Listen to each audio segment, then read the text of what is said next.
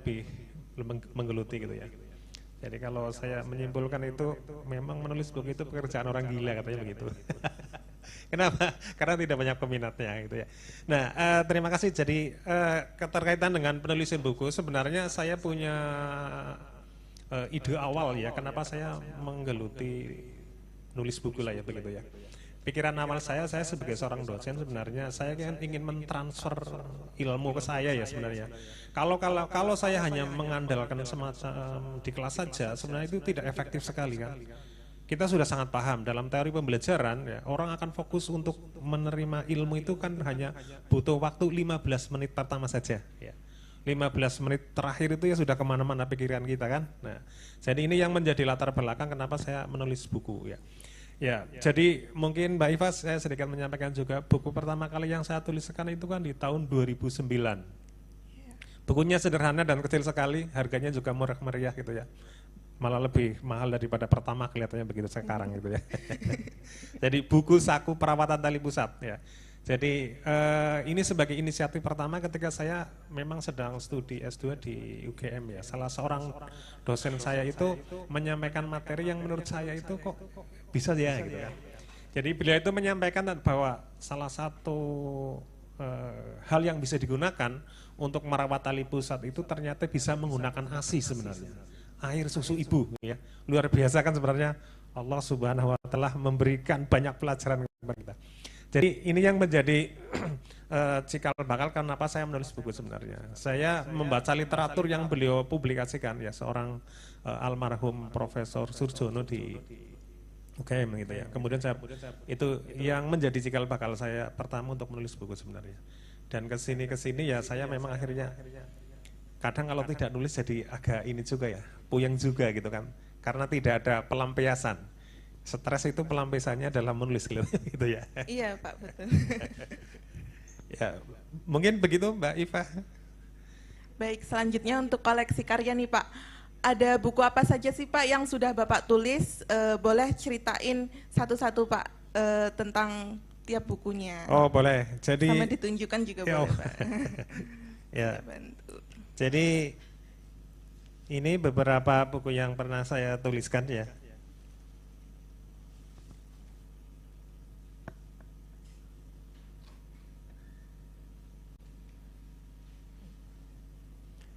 Jadi teman-teman ada banyak sekali buku, ada 12 lebih ya Pak?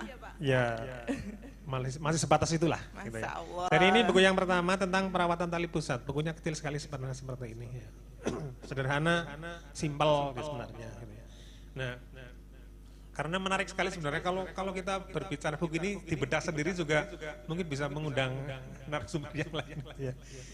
Teman-teman bidan juga bisa. Nah, kemudian buku yang kedua ini buku tentang ini ya. Ini memang lebih ke bentuknya textbook sebenarnya ya untuk pembelajaran mahasiswa keperawatan ya. Jadi judulnya saja keperawatan anak dengan gangguan sistem pencernaan ya.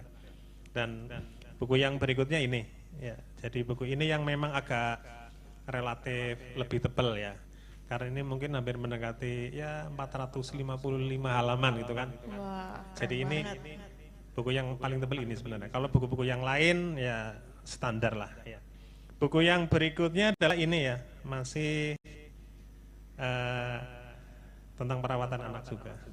Jadi beberapa buku memang saya diinisiasi juga oleh teman-teman, pengalaman juga ketika melakukan ya salah satu tridharma dari dosen gitu kan, penelitian dan pengabdian masyarakat ya. Nah, buku ini sebenarnya awalnya saya melakukan pengabdian kepada masyarakat di desa yang agak naik sana, Limpa Kukus itu ya, itu kan jauh. Nah ini kemudian beberapa teman juga menulis skripsinya tentang tema ini ya. Oh ya, macam-macam yang berhubungan seperti inilah ya. Ini yang menjadi cikal bakal penulisan buku itu. Terus yang berikutnya ini ya. Ini masih bentuknya textbook juga sebenarnya. Ini bentuk textbook ya. Ini memang ya kalau dibaca oleh orang awam ya terlalu nggak sesuai lah ya sebenarnya, karena itu memang sesuai dengan profesi keperawatan sendiri. Dan beberapa buku juga saya ini memang bentuknya yang bentuk-bentuk komik ya. itu, Pak. Yeah. Komik seperti ini ya. Ini sebenarnya cikal bakal ini mahasiswa melakukan skripsi ya, penelitian skripsi temanya itu tentang komik sebenarnya. Ya.